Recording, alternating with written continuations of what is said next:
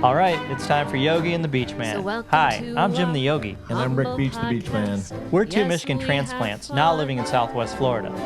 In fact, we're cousins born in 1964, just a month apart. I like to meditate. And I like to play bass in a band. I'm into chanting Om. And I'm into throwing down some classic rock. But together, we're on a mission to promote people that are helping other people. We want to make the world a better place. One conversation at a time. So sit back, turn up the volume, and get ready to laugh. Because we like to have fun while we spread the love. Interviewing lovely people. Yes, we have fun. Welcome back to this week's episode of Yogi and the BeachMan. This week we're with Ravi Singh. Ravi is a Kundalini yoga teacher, and he's an author and the founder of Evolving Kundalini. Ravi, welcome to the show. I'm Jim the Yogi. Great to meet you. Glad to be here. How you doing, Ravi? I'm Rick, BeachMan. Great to meet you. You too. It's great to meet you, and we appreciate you taking time to be on our show. So are you in LA? Did I see that? Yes, we're in LA. Okay. Excellent. Were you impacted by the fires at all in Palisades? They got pretty close. We saw them burning, so a little scary for a while. It was very traumatic for many, but things have settled down now. You know, we're on the Gulf Coast of South Florida, and hurricane scares every year, but I'll take 10 hurricanes for every one fire, because I can't even imagine what it would be like to have fire racing up the hill toward you or something like that. Yeah. You just have minutes. Mm-hmm. Yeah. I'm glad you're safe. Didn't get in there. Thank you. So just to begin, because we're talking about this Kundalini, you want to share what Kundalini is so our audience that's listening knows? Yes, I'd be glad to. Kundalini is, some would call it a style of yoga, but I like to point out it's more than just a style of yoga, it's all yoga, because all yoga is directed towards the penultimate teachings that Kundalini Yoga represents. In order for us to heal, be inspired, be God conscious, Kundalini needs to be present. And this yoga, among other things, is directed towards allowing this energy of energies to flow. And Kundalini there are many ways to describe it, but it's the basic bioenergy of our being. And I like to cite Guru Dylan Thomas's poem, "The Force That Through the Green Fuse Drives the Flower." It's a beautiful way of describing Kundalini because it's life itself. And so when Kundalini is flowing optimally, then we can live lit up, firing in all cylinders. And there's many myths and misconceptions about Kundalini energy, but really what it is life itself. And all of us were meant to let life flow. And when this energy of life flows, then our life can flow. Very cool. So you'd say that Kundalini is an energy state? It's an energy itself, the energy of energies, you can call it. It's the most powerful energy there is. It's what drives life. It's what gives life to our life. And in most people, it's mostly dormant. If it was completely dormant, we couldn't be alive, because it's the basic bioenergy of life. But in most people, it's blocked to some extent because of trauma and fear and all those types of things. So what we do in Kundalini Yoga is, as we do in many systems, is to just unblock the blocks and let life energy flow the way it's meant to. And what are some of the misconceptions about Kundalini that you mentioned? Well, one of the greatest misconceptions is that we can have what's called a premature Kundalini awakening, and that's dangerous. And actually, many people report, for instance, all this came from a book written by a man named Gopi Krishna, who was an Indian scholar way back in the 70s. I met him and spent some time with him, and he sort of made up his own meditation, and according to him, he had this really dramatic experience of writing poetry in languages that he didn't know, incredible ecstasies, incredible agonies, just a roller coaster ride for many years. And then he went to a yogi, and the yogi said, oh yeah, well, it came up on your right side only. You need to balance it out. So do left nostril breathing. And he did, and it was fine.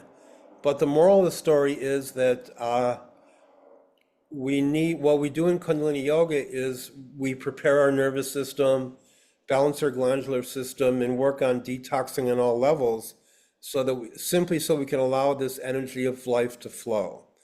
And what he was experiencing, in a sense, was the absence of Kundalini, his state of blockage. So if someone experiences something like that, then what they need to do is Kundalini Yoga to, again, work on their nervous system and other things, simply so their energy of life can flow as it's meant to. And so when people say, is Kundalini Yoga dangerous? I say it's more dangerous not to do it. Okay. And when you say it allows the energy to flow, where does it flow from or flow to? I hope that's not that's a really question. Good, yeah. So according to yoga, according to classical yoga, it flows up the spine, and it ignites the stations of consciousness called the chakras. And the chakras represent the complete spectrum of the human experience, and they're all meant to be activated so that we can live a full life and live our excellence. Again, people have blocks in the chakras due to trauma and fear and other things. So that's what Kundalini Yoga does. The chakras are nodes in the nadi network, and the nadis are, I call it the fiber optic cable of our energetic infrastructure. The nadis, they are lines of light that parallel the nervous system, and the yogis say there's an infinite number of them.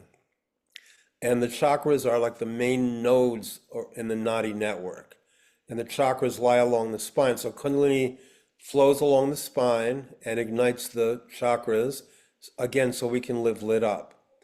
Now, there's different levels of Kundalini. Basic, Kundalini, another way of saying it is spirit rising, would just be living inspired, living lit up, living your excellence, super abundant creativity, vibrant health, all that, radiance. And then beyond that, there's something called Maha Kundalini and Para Kundalini, which are maybe once in a lifetime experiences that are unprecedented, and there are no words to describe. And that happens, there's nothing we can do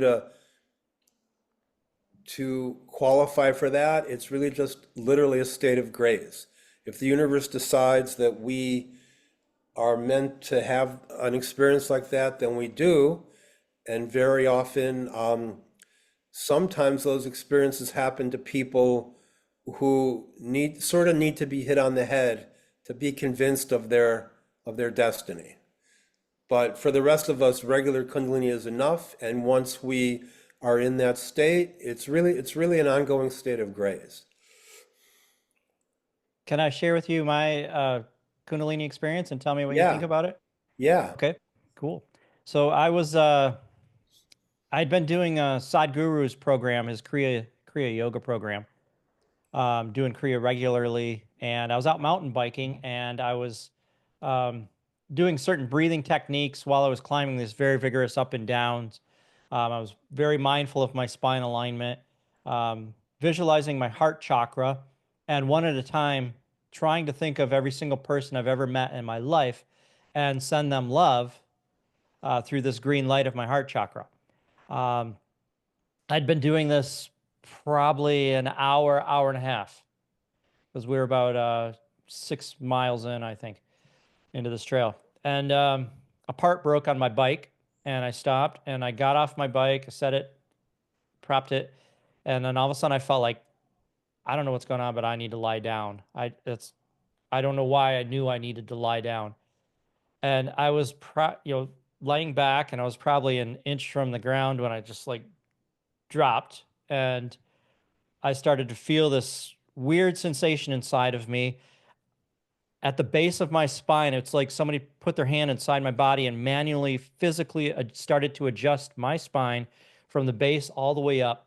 I could literally hear the pops of my spine as my spine was being adjusted and put into the right relationship, followed by a huge rush of energy up through my spine. I could feel it moving up after the breaks or the crackling till it hit my heart center. And it was just building up and building up and building up. I'm laying back on my back, and this enormous amount of pressure was almost scary. Then all of a sudden it was like a pop, and I could feel it immediately rush out my arms to my hands, and it felt like energy was flowing up from my hands, and I could feel it rushing up through the crown of my head and coming out the crown of my head as I lay down there just staring at the sky and the leaves, and it just felt surreal.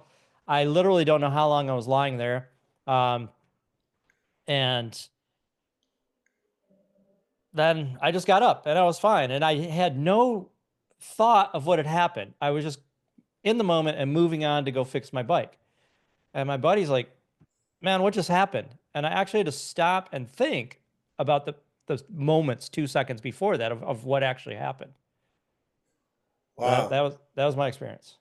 Well, that's a beautiful story. So when something like that happens, basically, it's a gift from the universe. That's the only way to characterize it. It's a beautiful gift. And what it means is that, you're here to be of service and to use that experience to help others have the same experience in their own way. I'm failing. Well, no, I mean, the fact that you're doing this means that you're doing it, right? Spreading the light. Trying to alleviate suffering through this podcast, actually, by bringing. Yeah, that's what it's all about, exactly. So sometimes on the yoga path, we'll have an experience like that, and many people think, oh, I can rest on my laurels now. I've had the definitive experience. That's really only the beginning. So what happens after that is the energy starts to begin to work on us, to work through blocks, to illuminate our deep content of the psyche, to purify. And to be a yogi is to be in a constant state of purification, and that process never ends. And so Kundalini is highly purifying, but it does take, we can raise our Kundalini and have an experience like that, but then there are decades of work after that to integrate it. And that's really what it's all about, is integrating. So we raise Kundalini to the top of the head, but as you know, when you climb a mountain, coming down is sometimes even harder, going back into life and telling people about our experience. So the integrating part is what takes a long time. And that's what we're all involved in. Yeah, that makes sense. Yeah, it was really fascinating because my friend was like, "Hey, man, you're gonna be okay? You're gonna be able to get out of here?" Because, like I said, we're 6 miles back into some rugged trails. I'm like, "Yeah, I think so." So what made you think? When did you realize it might be "quote unquote" Kundalini? It was an afterthought. After actually a couple days after, I'm like, because I'd learned about Kundalini, I teach about Kundalini and that kind of stuff. I was teaching yoga teacher training. But I didn't actually make the connection for days. And a few days later, I was like, whoa, that's what that was. I mean, I wasn't looking for a Kundalini experience. It's just something that just happened. And how many years ago was that? Oh, man. Probably 20, I would guess now. Yeah. Wow. But anyway, coming out of there, that trail, I had unlimited energy. Wow. No issues getting up any of the hills. I just felt, for days until I felt my heart chakra close again. For days, I just felt unlimited energy. It was amazing. So by practicing Kundalini Yoga, what we want to do is try to keep that experience going. Life tends to get in the way. So when we sort of close down, we want to open up again. And that is why we practice Kundalini Yoga, to sort of stay in that experience. Yeah. Yeah, it's very cool. So if I was a novice yoga guy like I am, and I occasionally go to like yoga at the beach on Saturday mornings and very casual, and they do beginners like stuff, what would it be different? What would I see different after doing that? Over the years of, a few times a year, to come in to see you and your Kundalini Yoga is very different from so-called regular yoga. One way that makes it different is we do a lot of movement with breathing. For instance, there might be an exercise, like this is an exercise for the heart chakra. You're hooking your hands and you might do that for, 1 to 3 minutes, which is really a long time when you're doing something like that. And we also do spine flexes. There's, many, many kinds of exercises. So in Hatha yoga, there's sort of a standard routine with variations or standard poses. We do all kinds of things that most people won't recognize. It's really quite novel. What differentiates it most of all is that it's energy work primarily. There is a strong physical component, because part of where this came from are the martial arts exercises from India, from the Sikh people. Kundalini Yoga is an inner school of Sikhism, which is a religion from India, started in around 1500. And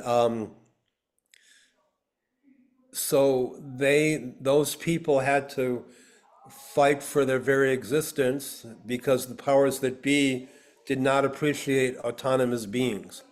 So it was against the law to declare yourself a Sikh, and if you were put to death. So they had to fight for their very existence, and regular people just like us had to train to be warriors. And some of the martial arts training that they did informs Kundalini Yoga. It's very tantric in the sense that desperate times call for desperate measures. So the methods in Kundalini Yoga are very fast-track methods. It works very quickly and very powerfully and very dynamically because most people aren't able to do all the yoga poses. And, if to do Hatha yoga and get to where we need to be takes a lot longer. And you have to live a very disciplined life and maybe even a monastic lifestyle. So Kundalini Yoga is really for householders. It's for people in the world who are not athletes and not yogis, but want to expand and grow and heal. So movement, a lot of breathing. Breathing is a huge part of it. Basically, Kundalini Yoga is a compendium of what works, what the yogis have figured out, what works best and fastest. And what those things are breath, conscious breathing, and we do all kinds of breathing, and the beautiful names. And the beautiful names are the names of God, the mantras. We call Kundalini Yoga a sonic theology because the essence of Sikhism, again, Kundalini Yoga is an inner school of Sikhism, as Kabbalah is an inner school of Judaism, or Sufism is an inner school of Islam. A lot of emphasis on sound and vibration and divine resonance. So when you begin to do these mantras, and one of the main mantras in Kundalini Yoga is Sat Nam, and it means the truth within you, or true identity, that your essence in essence, and or the real everlasting you, the true you. When we begin to relate to it and bask in this vibration and raise our frequency, our crutches and compensations tend to fall away. Our dark habits tend to fall away, and we begin to wake up to our true potential. They call Satnam a seed mantra. From the first time you hear it or think it, a seed is planted and it blossoms over time. It may take a day, a month, or even a lifetime, but once that seed is planted, it blossoms definitely. And so mantra is a big part of what we do. Another big part of what we do is a word that you mentioned is Kriya.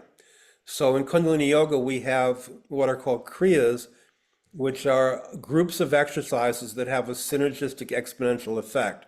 So in Hatha Yoga, you might have a sequence that's based on warming up for a more advanced pose or pose counter pose. But in Kundalini Yoga, the sequences are poetic, they're holographic. Every exercise relates to the other ones in the sequence to create a kind of a quantum effect.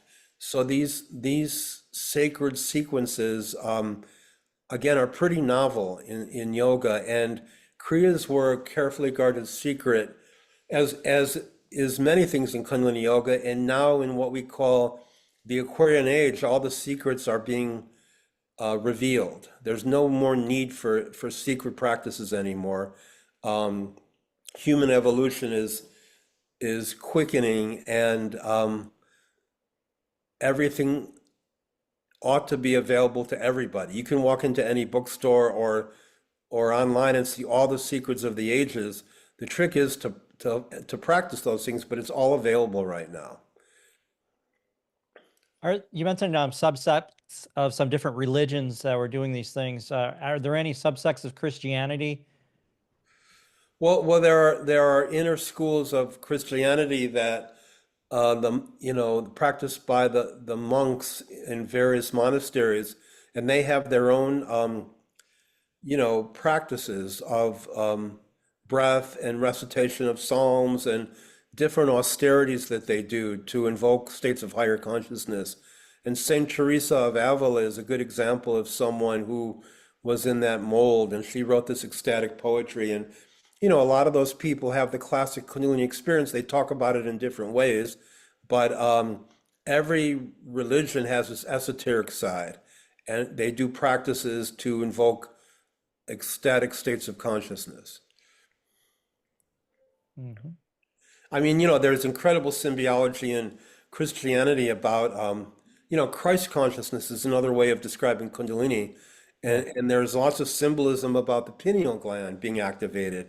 And, and the list goes on. But if you read the Bible from a yogic viewpoint, it's pretty enlightening. For instance, in the Quran, Moses is instructed to go and meditate where the red, white, and blue Nile meet.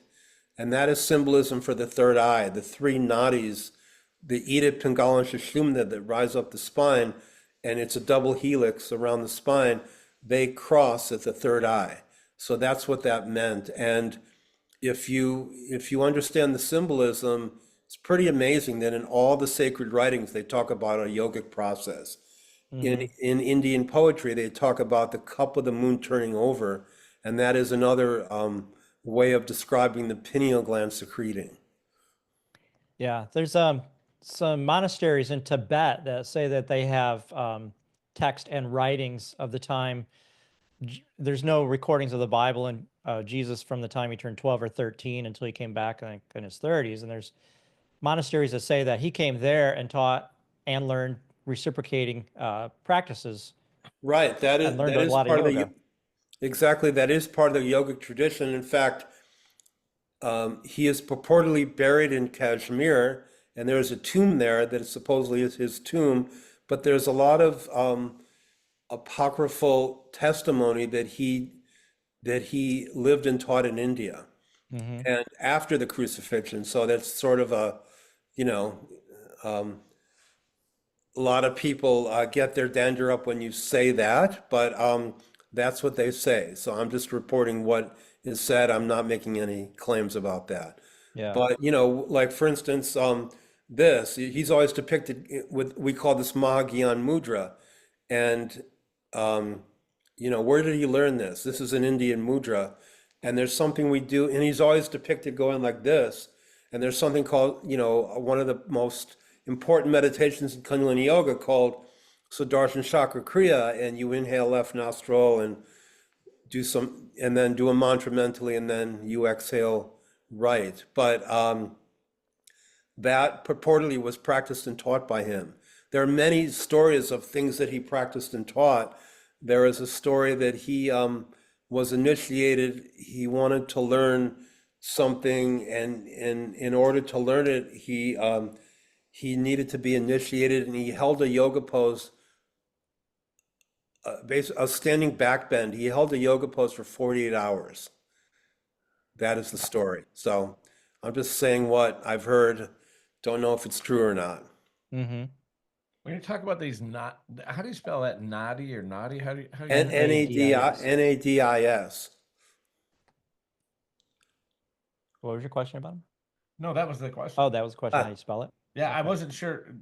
these things in terms I'm not familiar with. I like So we have the meridians that are activated in acupuncture, and the nadis are a level order of magnitude more subtle than those and thus more powerful. So many people think that the nadis and meridians are the same thing. They're not. The nadis are a more subtle level of energy.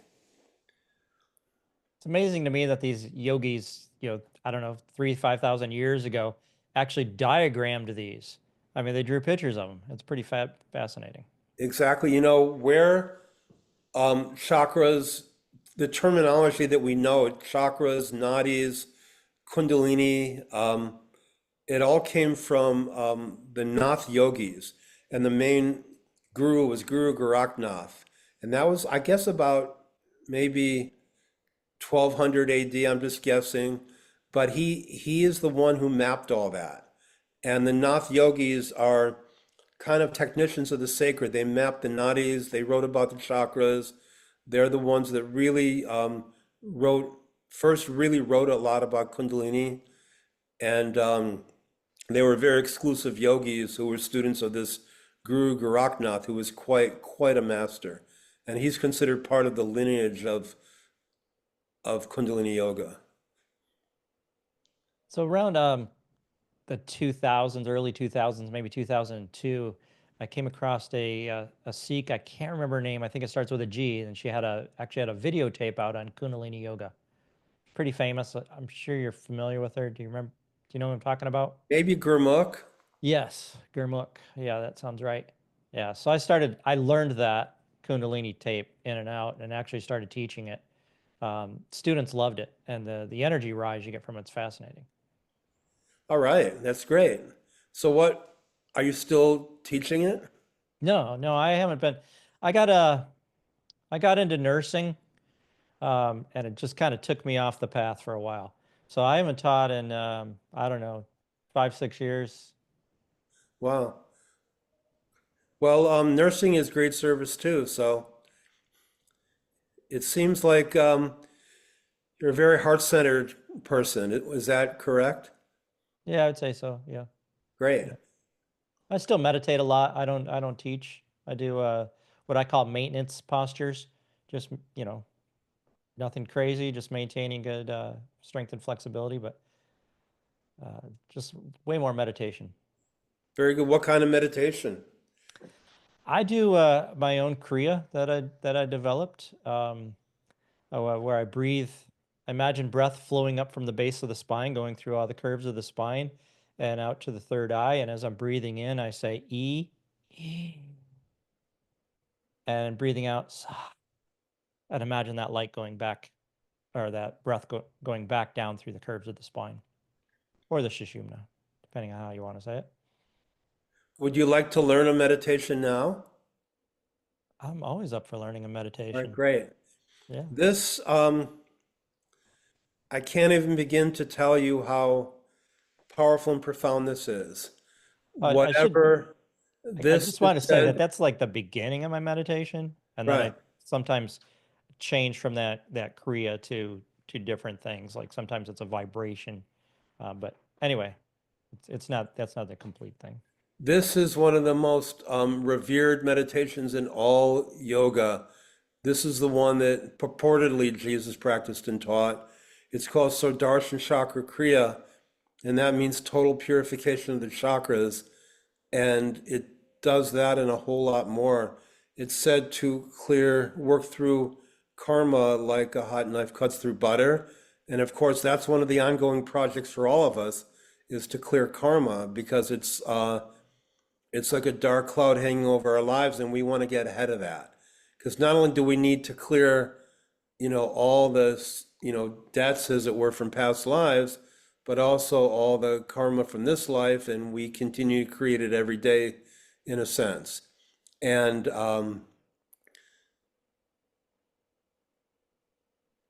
karma is, I liken it to this.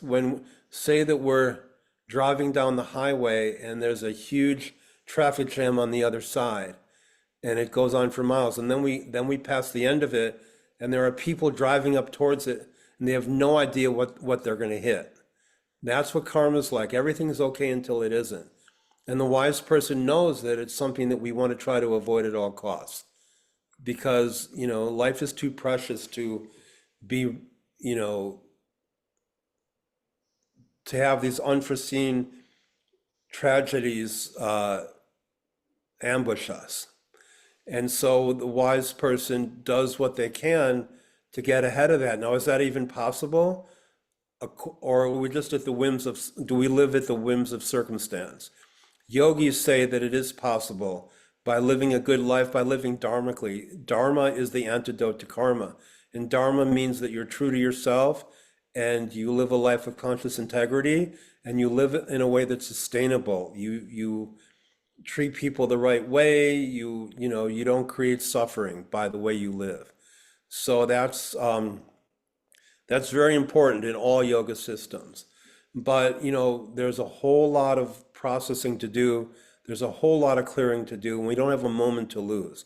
So this, by the way, this meditation will also help us to develop our gifts that we're meant to use in this lifetime and really take that ball and run with it in amazing ways.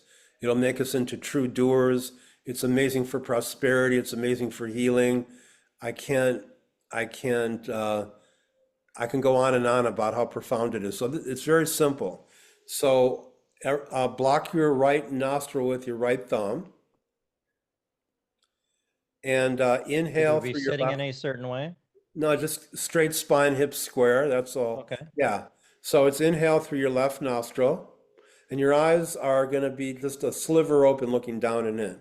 So you inhale through your left nostril, hold the breath, lower your hand as you hold the breath, and now pump your stomach to this rhythm. Go. 1, 2, 3, 4, 5, 6, 7, 8, 9, 10, 11, 12, 13, 14, 15, 16. Block your left nostril, right little finger. Exhale, right nostril. Good. Now inhale, left nostril. Inhale, there you go. Inhale, left nostril. Inhale all the way and hold the breath and lower your hand. And now pump your navel to this rhythm. Wahenguru, Wahenguru, Wahenguru, Wahenguru, Wahenguru, Wahenguru, Wahenguru, Wahenguru, Wahenguru, Wahenguru, Wahenguru, Wahenguru, Wahenguru, Wahenguru, Wahenguru, Wahenguru. Exhale right. Now inhale left. And hold the breath.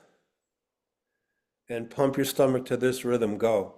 Wahenguru, Wahenguru, Wahenguru, Wahenguru, Wahenguru, Wahenguru, Wahenguru, Wahenguru, Wahenguru, Wahenguru, Wahenguru, Wahenguru, Wahenguru, Wahenguru, Wahenguru, Wahenguru.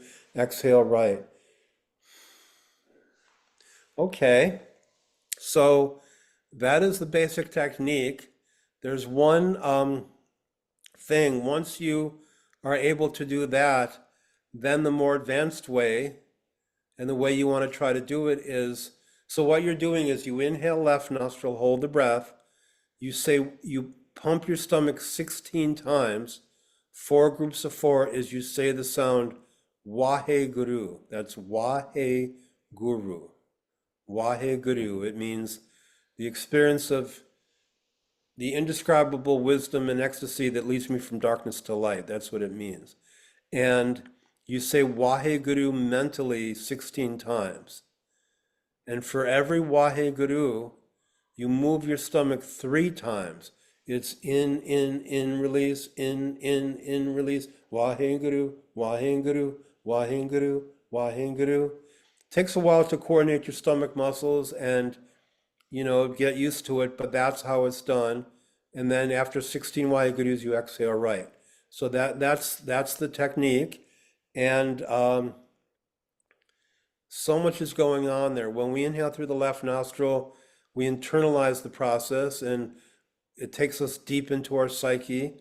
The navel is called the Manipur chakra, and it's really the most important chakra because it gathers energy that fuels all the other chakras. It's where we're taking raw energy from the universe that the other chakras refine to their frequency. So the navel is really important. The very first thing that a person needs to do when they want to transform in any way and transform their life or kick a bad habit or anything, the very first thing that you need to do is activate your navel chakra, because it's the ability to sustain intent, it's willpower, it's the ability to say no when we need to and yes to ourselves, it's the ability to do less and get more done. It's personal power. And so most people have a lot of heart but not enough navel. A strong navel supports an open heart. In martial arts, they say that they call, in Japanese martial arts, they call the navel the hara. And they say if you have a strong hara, all things being equal, you'll never be defeated, because it's the victory chakra. In Taoist practices, they call it the Tan Tien. In Sufism, they call it the Kaf. And in yoga, they call it the Manipura chakra. And in Western psychology, they call it the fire in the belly. But I can't overemphasize how important the navel is. If we want to sustain, we all have the best of intentions for ourselves, but if we want to sustain a good regimen, it's all navel. And if we want to be successful in life, it's all navel. So that one activates the navel in very powerful ways. When you are doing it, you can feel your feelings, and whether it be anger, sadness, grief, or fear, just feel your feelings and let the pumping and the sound be grist for the mill of that stuff and transform it. So what we want to do in the work on ourselves is a kind of alchemy. We want to turn anger into inspiration, sadness into gladness, grief into sweet belief in a life beyond the body. We want to transform all these negative emotions, and that's a very powerful way of doing it. So I can't emphasize enough how profound that is. And if you do it every day for at least 11 minutes a day, you will see things happening like you won't believe. And I did that in an hour a day for 18 years. And the reason I kept doing it so long is because I was so grateful for what it did for me that I didn't want to stop. I didn't want to stop. In fact, I owe that meditation to meeting my wife, and that was pretty miraculous, and so many other things. So there you go. Well, thank you. I appreciate you teaching it. Yeah. Yeah, I could feel the power. I couldn't help think of Snatam Kaur when you started saying Wahe Guru, though. Yeah. She's a Kundalini person. Yeah. That was an amazing, probably one of the most amazing voices I've ever heard. Yeah. What got you into all this? I was going to a university in Chicago in 1972, and I was studying psychology, and we had a class that was sort of an overview of a lot of the Eastern modalities that were coming around at that time. And one day this guy came wearing all white and a turban and a beard, and he gave us a mini Kundalini class, and I was kind of blown away. In fact, I remember driving home, the colors were so bright that I had to pull over. It was just so amazing. It was like being on LSD without taking LSD, really. Yeah. And I got really intrigued, and I started going to their ashram in Chicago at 4 a.m. to do their morning practice, and then I wound up moving in. And then after a while, that ashram closed, and I moved to New York to be a writer in 1973, and I started within 2 years I was teaching, and I had a number of yoga centers in New York, and I never looked back, really. Oh, that's awesome. Do you mind if I ask how old you are? I am 71. Okay. You definitely don't look it. You look pretty vibrant. Oh, thank you. Yeah. That's kind of what I figured when he said 72. I'm like, yeah, he's 71. Yeah. So we graduated. We're cousins, and we graduated in 82. So we're a 10 spot behind you. But no, I actually pegged you for late 50s, early 60s. Wow. So in those days, people literally did not know the difference between yoga and yogurt. Right. Especially Kundalini yoga was so out there, Yeah. So here I was in New York. I'm a poet and a Kundalini yoga teacher. It was kind of kind of off the grid, but I've always taught Kundalini yoga as if it's the most normal thing in the world, and it worked, and it's really just I just teach from my own experience, and after all these years, I'm still really excited about it because I see what's happening in people's lives. The first class I ever taught was in a health club. That's what they used to call them then in Brooklyn, and over time, I would see what happened in people's lives, and it's like, they would just, they would just improve on so many levels, and I realized this is what I want to do with my life because I could see it making a difference like all the time, and that was really inspiring for me. I love that.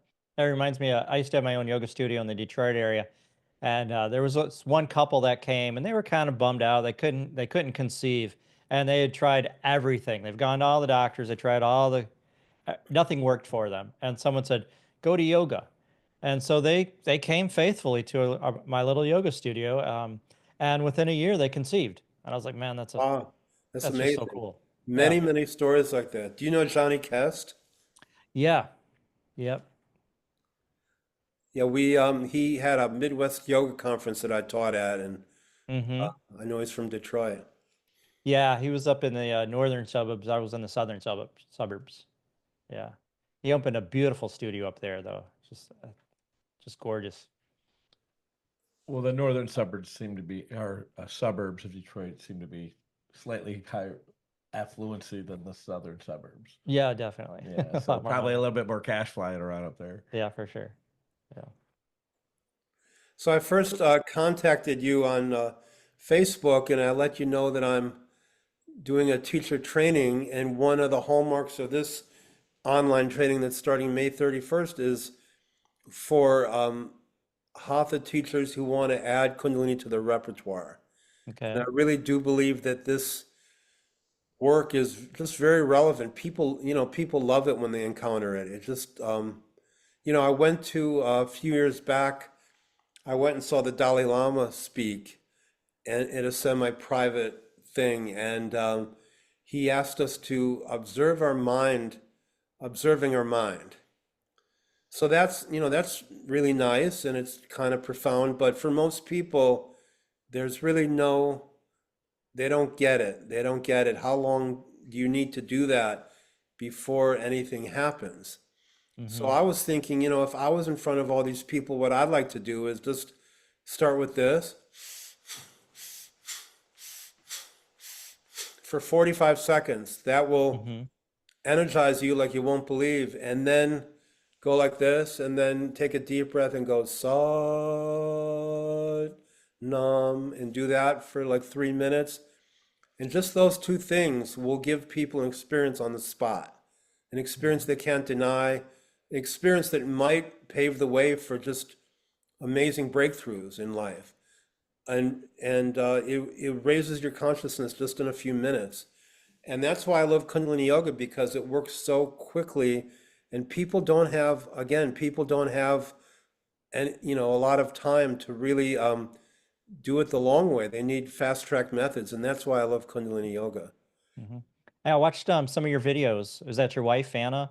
Yeah, yeah. I watched some of those videos. They're pretty short. Like, what's your average duration of your videos? Well, on raviana.com, which is our streaming site, most of my classes are an hour and 15 minutes, but these days I'm finding that 45 minutes is a sweet spot for people. They would Okay. love to do more, but they just don't have the time.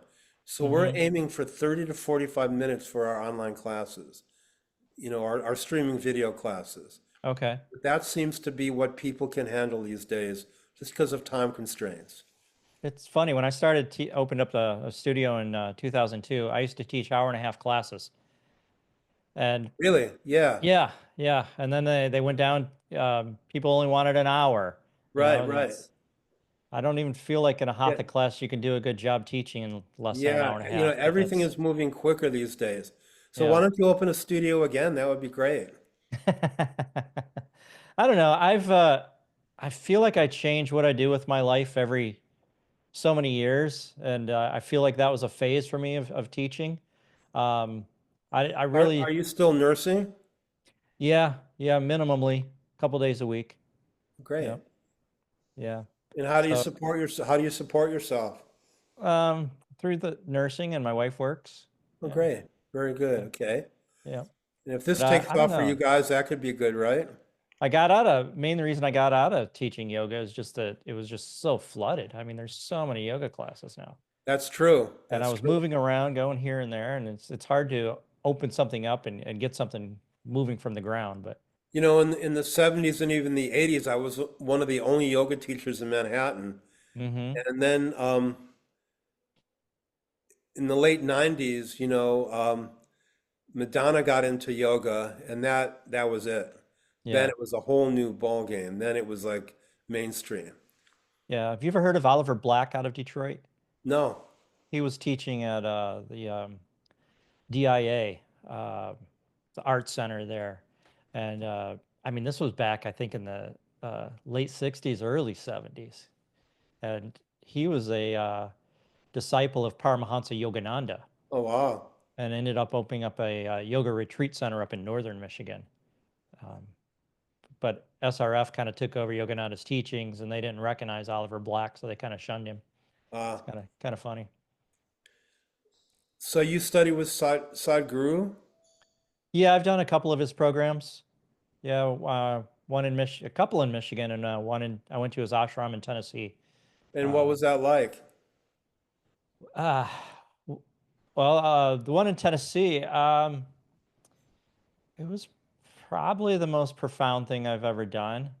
Um, I mean, it's hard for me not to think of him as a modern day Jesus. Wow. 'Cause he's just, he's imbibing God, and And did you guys get up early and meditate? yeah, yeah. I believe it was they had us on a vegetarian diet, and early meditation. There's asana classes. There's kriya. There's a mix of everything. A lot of his talks.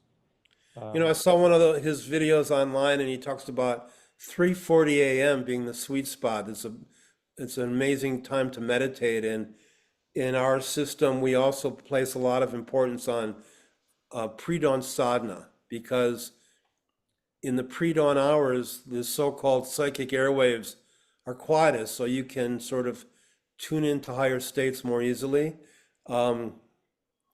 And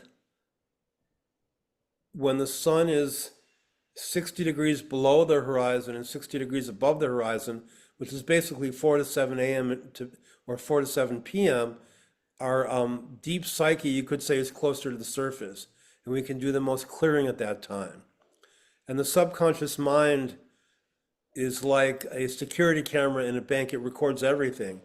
And pretty soon it gets, overloaded. It can't record anything. Same thing happens with our mind. At some point, we need to clear out stuff. If we don't clear out stuff, things get kind of murky, and we have trouble making good decisions, and we lack clarity. So one thing you want to do every day is you want to clear your subconscious, and any kind of meditating pre-dawn will help to do that. And 4 to 7 p.m., there's sort of a low period in our biorhythms or our psyche, and it's another good time to meditate. Otherwise, it makes us very vulnerable to sort of, indulging in various habits, at night. So 4 to 7 a.m. and p.m. are really good times to meditate.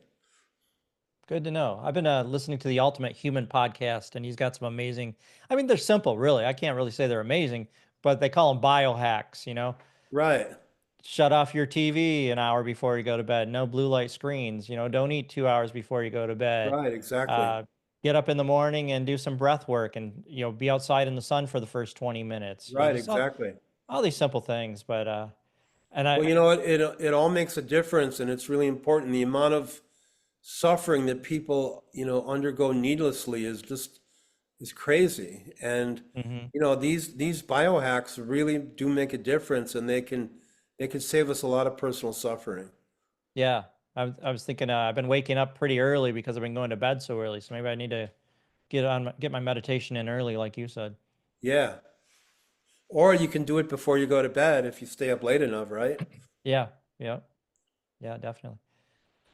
So you're not supposed to talk about this in yoga, but I always have this curiosity. Have you experienced any gifts or any phenomenon that's happened in your life because of your practice? Well, my intuition has gotten way better, and that's one thing. And then, as a result of doing this Sodarshan, I started seeing energy fields. Okay. So that happened, and that comes and goes, and but that definitely happened. Um, but I would say that the most dramatic things are um, more down to earth, just you know, clarity and you know, um, being inspired a lot and being able to sort of manifest things and also I feel like a lot of the patterns of my past have been sort of alchemized in a really good way. So I think that I've done a lot of good processing, and so I think those are the most important things. Um, and like in terms of being a yogi, these things sort of develop very slowly over time, but you start to tune into kind of the unseen dimension of life. And you sort of kind of take it for granted that things just kind of reveal themselves to you and you don't really think about it. Like what happened to you, you really didn't think about it, you just went on with your day. Mm-hmm. But when you look back on it, that was pretty remarkable. Well, stuff like that tends to happen with greater regularity, I would say. Okay. Been pretty quiet over there. No, Yeah. I was just thinking about an experience I had probably 7 or 8 years ago. A friend of mine invited me to a breathwork class. Now, had never done this before. This was kind of an advanced class. So I tag along with him and we do this thing. I didn't really get much out of it because I just think it was once again pretty advanced, and these people have been doing this for quite some time. And now I was a total rookie coming in. So if someone would come to you, do you start them more like, is there like a beginner class where you ramp people up to this more No, intense it's stuff like you did with Jim earlier? we well, that would be as long as you sort of instructed systematically, I don't see a, well, it's a matter, I might not give that to a beginner actually, because we don't want people to process, too much too fast. So there's that. So I would probably not give that to a beginner. But most of my classes are geared towards anybody, all levels.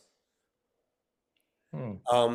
There are some really intense things. I mean, sometimes in Kundalini Yoga, we'll do an exercise for 11 minutes or more, So basically, we would not do that with beginners. We would kind of do exercises for 1 to 3 minutes. So I would say most of my public classes are for anybody. And the streams that we make as well are for anybody. Yeah, I don't think that there was a I don't believe, or I don't recall hearing that this was like a Kundalini class or anything. It was just a breath class, which I'm sure they have, right? Oh yeah, Yeah. definitely. I don't remember all the details because it was so long ago, but that's interesting because that would that it just kind of fits I've into always where. wondered about, these breath work classes, why not just do yoga? Because why not add a mantra? Why not prepare your body and nervous system? Why not bring in the lifestyle component? So why not just do yoga? That's my take on that. Some would say it is yoga, Yeah. pranayama. Yeah. I did a breathwork class in the Florida Keys once that just blew my mind. And I started teaching that technique.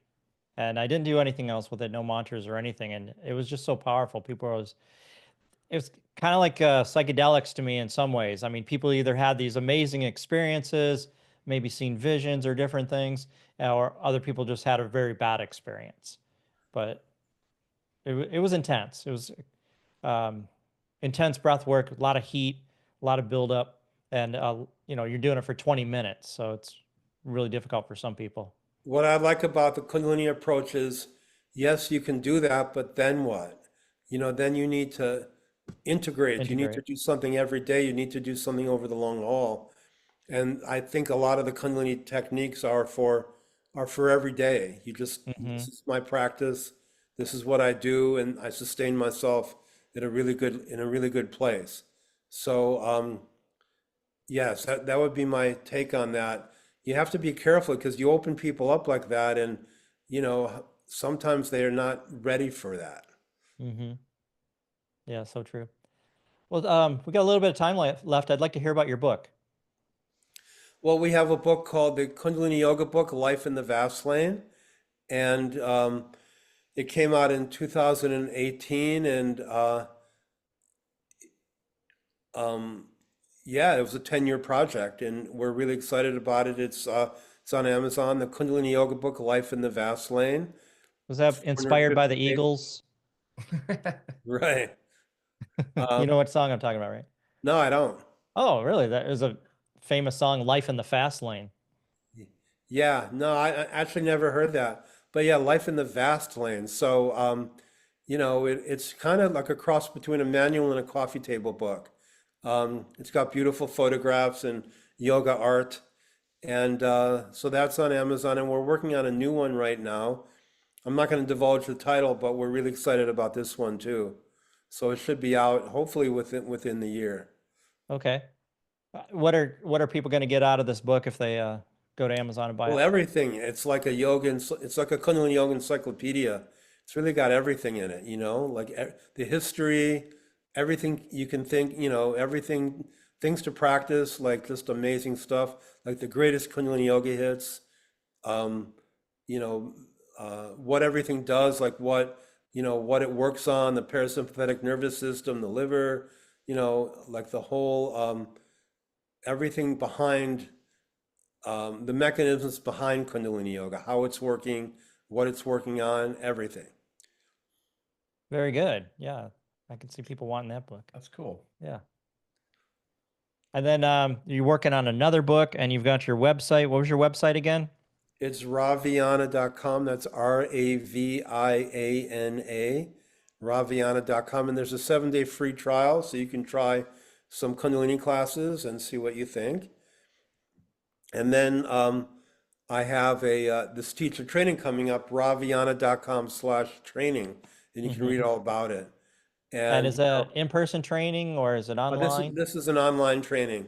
Nice. It's 1 weekend a month. It's going to be 1 weekend a month for 6 months. And, the highest destiny is to use your gifts to heal, uplift, and inspire. And so this is, being a teacher of Kundalini Yoga is an amazing way to use your gifts to really make a difference. It's what people need right now. Many compromised nervous systems, many, imbalanced psyches, a lot of uncertainty. So I call Kundalini Yoga the medicine of the moment. And I do believe that this is something that can really make a difference. All right. I've really enjoyed this talk. That's right in my lane here. Yeah, in Jim's wheelhouse. And thank you. Taught me some things too. So hope you don't mind me pummeling you with kind of silly questions. Oh, no problem. Not silly at all. So I hope you guys do really well with your podcast, and I'm a member, so I'll tune in and see what you're up to. Cool. Great. Well, thank you. Appreciate that. Well, have a good one. Thank you, and I look forward to seeing you soon. Yeah, nice hanging with you, Ravi. Yeah. Bye. See ya. Take care. So if you just listen to this podcast and you appreciate the content and the work that we're doing, we would love your support. Look in the comment section of this episode. Subscribe, rate us, comment. This gets our podcast in front of other listeners. And if you noticed, we don't have advertisers. For the cost of a cup of coffee, you can help keep it this way. Become a supporter right now. We'd appreciate it. I'm Jim the Yogi. I'm Rick the BeachMan.